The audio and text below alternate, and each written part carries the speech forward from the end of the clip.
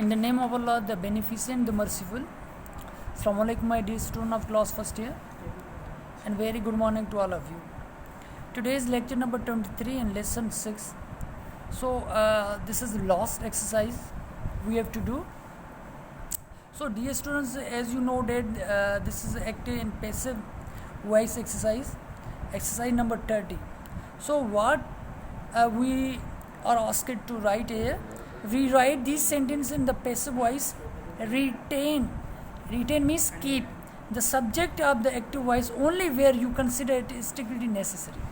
तो इसमें क्या है कि ये मतलब कह रहा है कि सब्जेक्ट को उस जगह पे रखें जहाँ उसकी ज़रूरत है, अदरवाइज आप सब्जेक्ट का और बाय का यूज़ ना करें.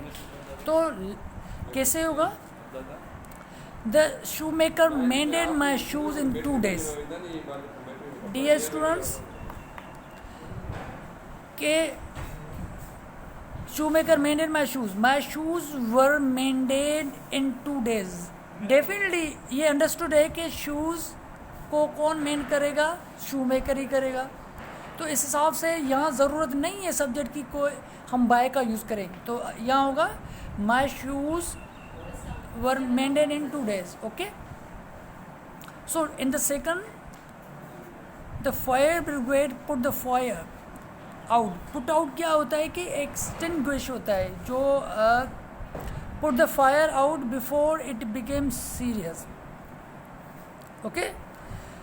तो अब क्या होगा? The fire was put out before it became serious. Okay. तो ये यूज होगा. The authorities know that your taxes are in arrears. Okay. The authorities know that your taxes are in arrears. अब क्या होगा? Your taxes are in arrears. Okay. तो इनको मतलब कैसे आप चेंज करेंगे? तो ये होगा कि इट इज़ नोन. इस सेंटेंस में क्या यूज़ करेंगे? इट इज़ नोन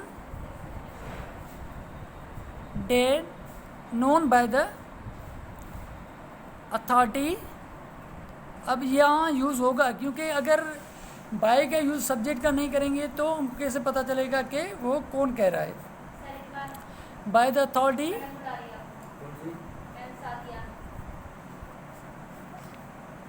डेट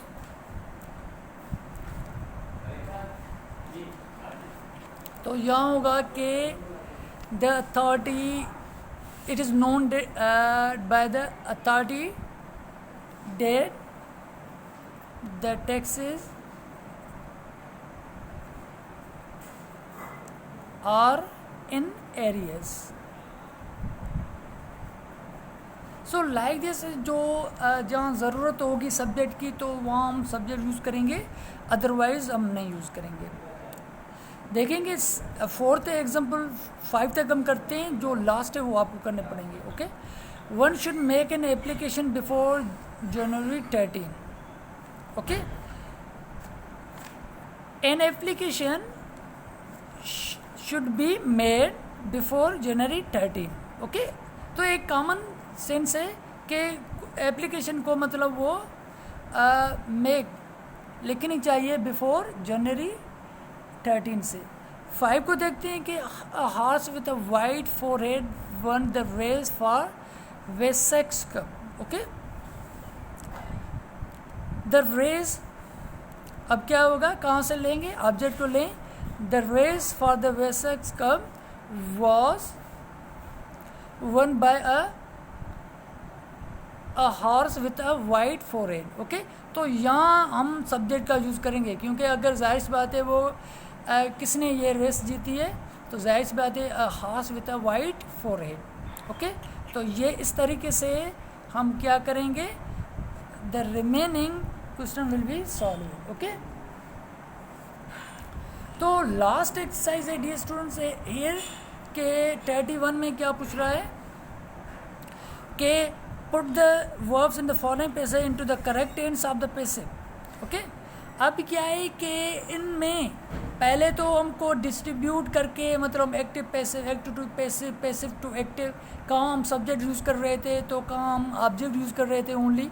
तो इसमें क्या है कि जहाँ हमें एक्टिव वाइज पैसिव वाइज जो यूज़ सही तरीके से नहीं हुआ वह हम करेक्ट करेंगे। Okay, so put the verb in the following passage into the correct tense. Verb को करेक्ट टेंस में हम यूज़ करेंगे, जैसे कि for several years at the beginning of the 19th century Europe, okay, was, अब क्या होगा, वॉज डोमिनेटेड, क्योंकि डोमिनेटेड क्या है, पास्ट की बात हो रही है, by one man. Okay, was dominated. The improved Napoleon, nearly every European nation except England,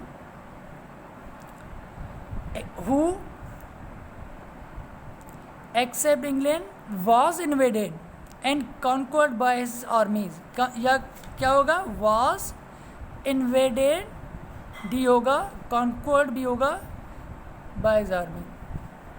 सो इस तरीके से डियर स्टूडेंट्स हम आगे भी यूज़ करेंगे कि कहीं कौन सा वर्ब यूज़ हो रहा है और उनको हम ईडी फॉर्म यूज़ करें या और इरेगुलर फॉर्म यूज़ करें। तो ये भी होमवर्क जो आपके लिए होमवर्क है।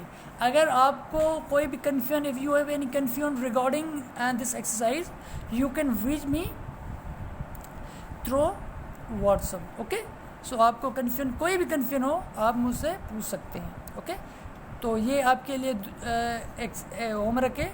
तो 30 एक्सरसाइज और 31 एक्सरसाइज आपके लिए होमवर्क है। Thank you dear students.